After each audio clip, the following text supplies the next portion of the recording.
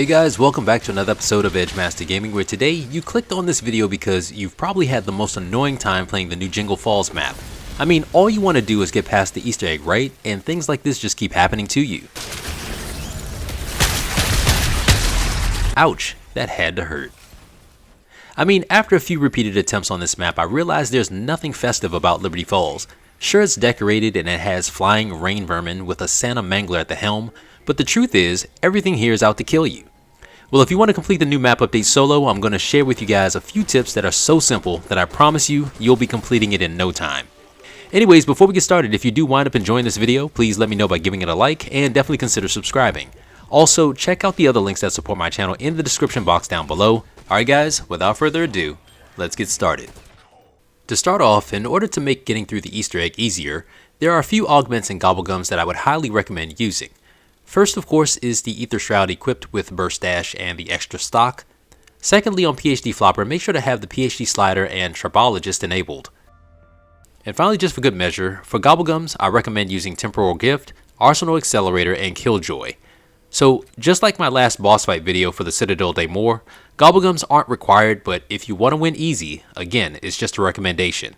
Now with that out of the way, let's go ahead and tackle the new Jingles map. So the new Jingles map has a few changes that you need to be aware of. First, mystery boxes are no longer accessible. Any hope of getting updated weapons can be done a few different ways. The first, obviously, is from getting any wall guns around the map. Second is through Christmas presents, as zombies will drop them from time to time if you freeze them prior to each kill. Now in order to freeze them, you can use snowballs around the map like the ones that you see here. When ready, just throw them and kill them. For a team who didn't expect to take on the apocalypse today, you're handling it well. The other way to freeze them is to mount the Cryo Freeze ammo mod to your gun. These can be found if you shatter the snowmen around the map like this. Coincidentally, these snowmen will drop not only the ammo mod, but more weapons and crafting items, since the crafting table isn't accessible in this mode as well. By the way, if you destroy the snowmen, they will reappear each round so you can get more items from them later on. The third way to access presents on this map is through the Stocking power-up. If you've been deemed nice, you'll get 3 presents like you see here. Just like the snowmen, you have a chance of not only getting a weapon, but you can also get the Cryo Freeze ammo mod and crafting items. Now, if you've been deemed naughty, however, you'll have to spend the next 30 seconds suffering from a wave of vermin coming after you. By the way, I have seen in a few instances, and these are few and far between, that the power-up will say naughty or nice. When this happens, I'm not sure what the difference is. Maybe you get more zombies along with the presents. And finally, the SAM trial locations will also have presents sitting by the machine. You'll just need to locate them when they appear on the map. So quick recap, there are no mystery boxes, no ammo mods or crafting stations. The only ways to access these items are either through wall guns, presents, or snowmen. Presents are dropped by zombies upon death if they are frozen through snowballs, the Cryo Freeze ammo mod, or Stocking power-up. And finally, presents are also accessible through the SAM trial locations. Quick sidebar, contrary to popular belief, you may also notice that the zombies don't drop armor plates. The truth is that they do drop them, but they are very few and far between. Okay, so now that we've covered that, let's go ahead and go over Vermin Rounds. Yes, the Vermin Rounds are so annoying on this map update that I felt it should get a whole segment to itself. I must have died a dozen times because of how bad it is. What makes them so bad, you ask? Well, the problem is now, a snowstorm appears making you move extremely slow. When the vermin comes after you, not only can they outpace you in the storm, they can also use their leap attack as well, making death almost inevitable. So what can you do, you ask? Well, here are a few ways that you can survive. If you can manage to make it inside a building to get shelter, then you'll have a better chance. You will thaw out, which will allow you to regain normal movement speed. Spots like Liberty Lanes, the bank, and inside the church are pretty good. Also, if you can make it under a walkway, say like this area going to Liberty Lanes, you should be fine as well. Ether Shroud will also assist greatly if you're far away from one of these places. The Burst Dash will help you get closer in the storm even if you're barely moving.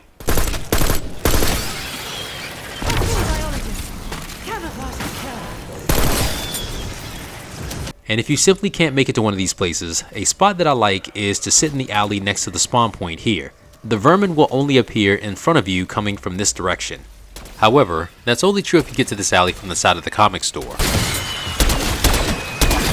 If you enter here from the spawn point like I showed you at the beginning of this video, the vermin will spawn behind you and take you out.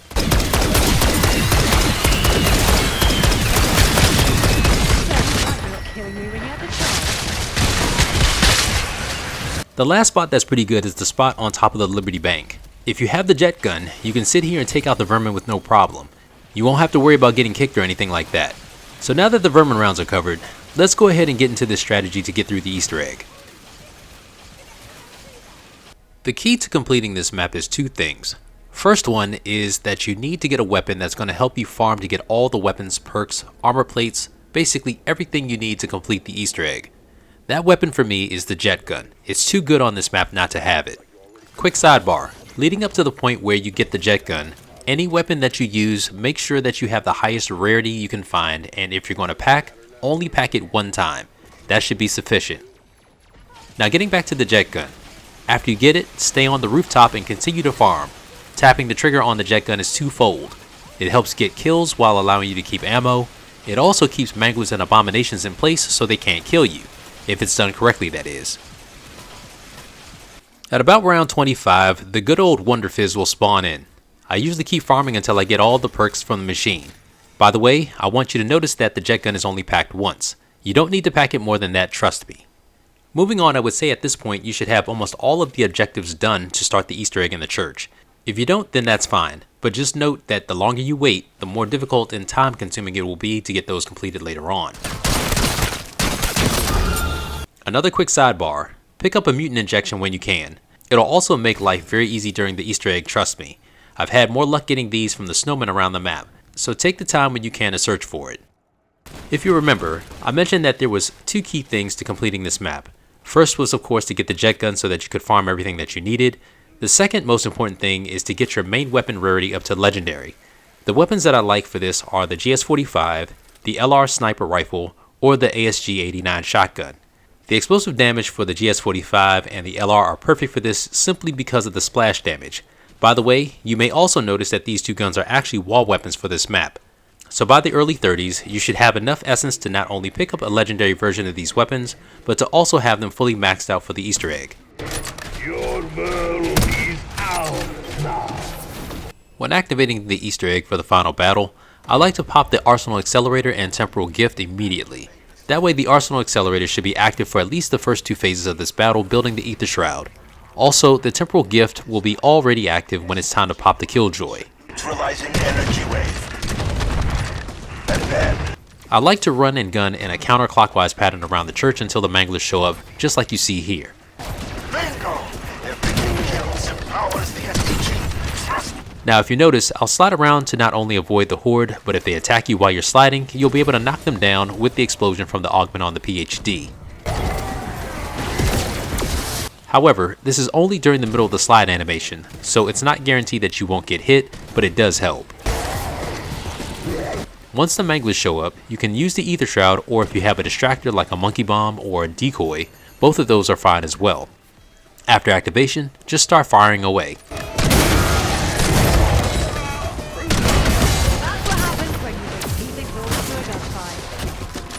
Okay, the second phase of the battle begins once you get max armor. As soon as you get it, pop the Killjoy Gobble. Because you have the Temporal Gift active, this will give you insta-kill for 1 minute instead of 30 seconds. This segment is one of the tougher parts because the mangler that's going to show up is like the HVT that was summoned for their life energy. But since insta-kill is active, once he appears, just pop Ether Shroud and he should be light work for you.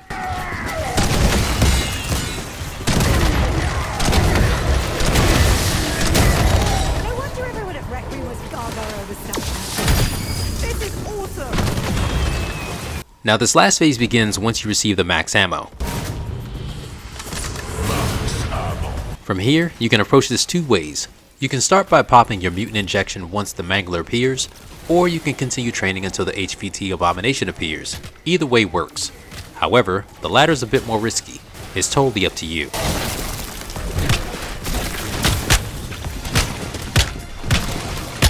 Either way, once you dispatch the Abomination, This will guarantee your victory.